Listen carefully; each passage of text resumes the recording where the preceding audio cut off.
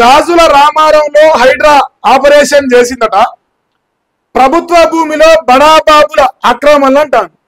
ఆ బడాబాబుల పేర్లు కావాలి. ఎందుకంటే చెట్టు పేరు చెప్పుకొని కాయలు తెంపుకున్నట్టుగా పేరుకేమో బడాబాబులు అంటారు.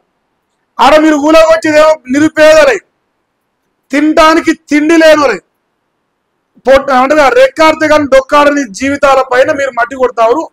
మరి రంగనాథ్ గారు ఒకవేళ మేము అట్లాంటి వ్యక్తులం కాదు, మేము చాలా సక్కమైన వాళ్ళం సంసారంలో అని మీరు చెప్పదలుచుకుంటే మరి ఆ బడాబాబుల లిస్ట్ ఏందో ఒకసారి మాకు బయటకు రిలీజ్ చేయాలి.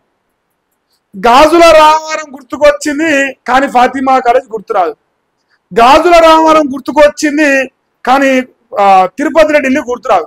గాజుల రామారం గుర్తుకొచ్చింది కానీ రంగనాథ్ గారి సొంత ఇల్లు నారాయణ ఉందని గుర్తురాదు. ఇది ఏమంటారు రంగనాథ్ గారి యొక్క అసలు సిసలైన అంటారు ప్రజాస్వామ్యానికి ఆయన విలువలిచ్చి ఆయన బ్రహ్మాండంగా చేస్తా ఉన్నట. మరి 70 గజాల్లో ఇళ్లను కట్టించి 10 లక్షల చొప్పున పేదలకు విక్రయం చేసినట. ఇదట 70 గజాలు అంటే ఎంతనా? 2 రూములు వేసిరేము, 2 రేకులు రూములు వేసి 10 లక్షలకు అమ్మినట. అయితే మీరు గమనించవలసింది, ఈయన ఏం చెప్పిండు రంగనాథు, గాజుల రామాలని నేను పోలీసుల కట్టలు కట్టినా రాసుకుంటూ సంతోషం. ఇప్పుడు 70 గజాలు అంటుండు. ఈ 70 గజాలు వాడు 10 లక్షలు కొన్నాడు, 10 లక్షలు కొన్నాడు.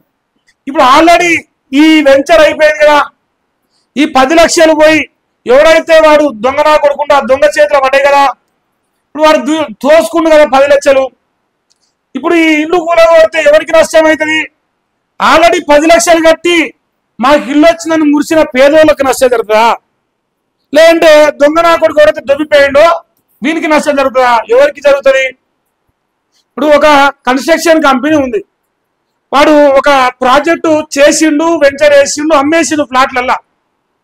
అమ్మినాక అవి కూలగొట్టరు అందులో ఉన్న ఇండ్లు. అప్పుడు వెంచర్ వేసి అమ్ముకొని పోయినోడికి నష్టం అవుతుందా? అందులో బతికేటోడికి నష్టం అవుతుందా? మరి సిగ్గులేని రంగనాథ్ గారు మరి ఎంత సిగ్గుమాలేదు చెప్తారో నీకు అర్థమవుతాను. దయచేసి రంగనాథ్ గారు గమనించాలంటే మీరు చెప్తా ఉన్నది పనికి మాల వ్యవహారం. మీరు ఊడగొట్టింది పేదవాళ్ళ ఇండ్లే. ఈడ బంగ్లా ఉందా, ప్యాలెస్ ఉందా? జూబ్లీహిల్స్ ప్యాలెస్ అయ్యి ఇంకో ఇది జూబ్లీహిల్స్ ప్యాలెసా? ఇవన్నీ ప్యాలెస్లకి కనిపిస్తున్నాయి రంగనాథ్ గారికి. ఎవరిని పిచ్చోళ్ళని చేస్తారండి మీరు?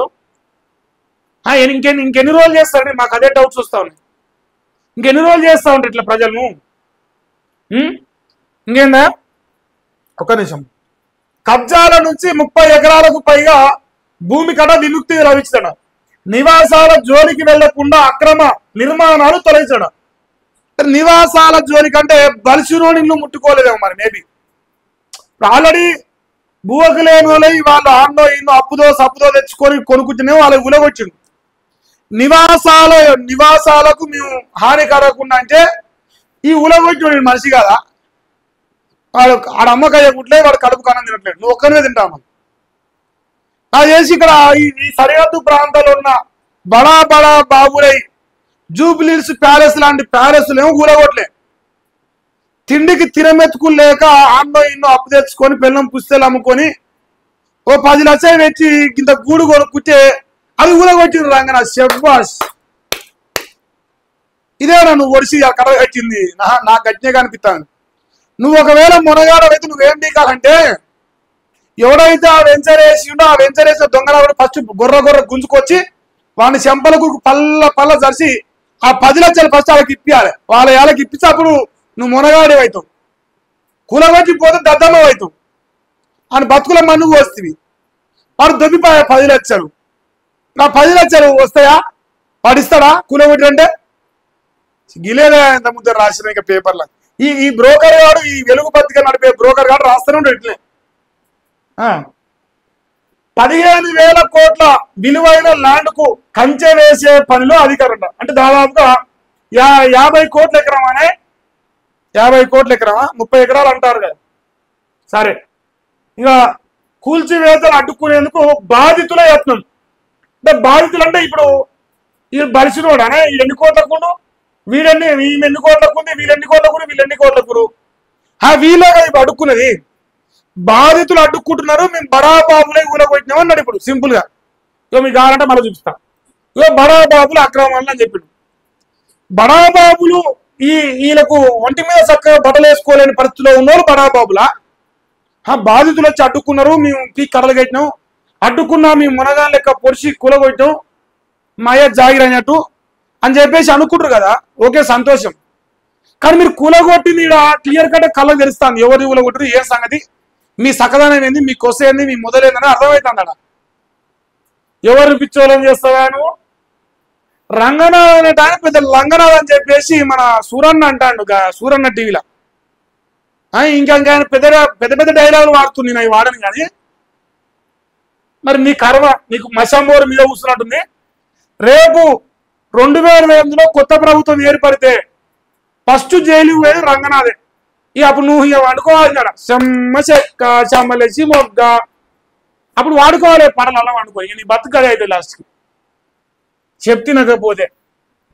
ఇంకేందా బతుకమ్మ పండుగ వేళ ఇళ్లను కూలుస్తున్నారని ఆవేదన వ్యక్తం చేశాడు. పేదోళ్ళ ఇల్లు ఊరబడిన రంగనాథు సిగ్గు లేకుండా ఇంత పొడుగు రాసుకుంటూ ఈ సంసార జోలి ఈ ఏ వెంకటస్వామి కానీ సిగ్గుదాపిన పత్రిక రాసింది. నాకు గదే అర్థమైంది. కబ్జాదారుల రాజకీయ నేతలట పేదోళ్ళ ఇల్లు కూలుస్తలేము, ఇంకా ఈ సిగ్గుదాపిన జోలికి దీనికి సమాధానం చెప్పు. రంగనాథ్ గారు, మీరు ఒక పోలీస్ ఆఫీసర్ గానో ఒక కమిషనర్ గానో కొంచెం గౌరవం ఇవ్వాలనుకుంటున్నాను నేను వాస్తవానికి. కానీ గౌరవం ఇవ్వాలనుకున్న ప్రతిసారి నన్ను డిసప్పాయింట్ చేస్తున్నాను, ప్రతిసారి నాతో మడలు పడతాను. రాజకీయ నాయకులు ఉన్నాడు, ఇది ఎవరైనా ఎమ్మెల్యే ఉన్నావు, సర్పంచ్ ఉన్నావు, జడ్పీస్ ఉన్నాడు, ఎవరున్నాడు? బాధితులే పేదోళ్ళు, కబ్జా చేసిందేం బడాబాబు, వాడు ఆల్రెడీ పైసలు సంపాదించు పీకి బయటపడు దొంగ నా కొడుకు. వాడిని ఏం పీకలేక ఇప్పుడు వచ్చి ఊరగొడుతుంది, ఇప్పుడు ఆయన బతుకులో మళ్ళీ పోస్తుంది. నేను ఈ సకలమైన సంసారం అమ్మ నీ సోలని అని చెప్తే ఇక నేను ఎట్లా నమ్మి ముందు నష్టం కావాలి.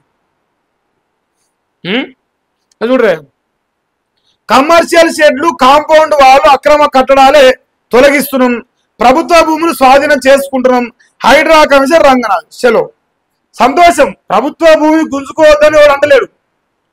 కానీ రంగనాథ్ గారు, మీరు ఒక పోలీస్ ఆఫీసర్ గా పనిచేసిన అనుభవం ఉంది కాబట్టి అదే దమ్ము అదే ధైర్యంతో గుజ్జులో అంత ధైర్యం ఏముంటే ఎవడైతే ఆ భూమి అమ్మిండో, ఎవడైతే ఆ 10 లక్షల రూపాయలు గుంజుకుండో పేదోళ్ళ కానించి నా కొడుకును గుంజుకొచ్చి గొర్ర గుంజి వారికి పైసలు ఆ పేదోళ్ళ వాళ్ళకి 10 లక్షలు ఇప్పితే అప్పుడు నువ్వు మనగాలని చెప్తా, సలాం కొడతా, గులాంగిరి కూడా చేస్తాను నీకు కావాలంటే.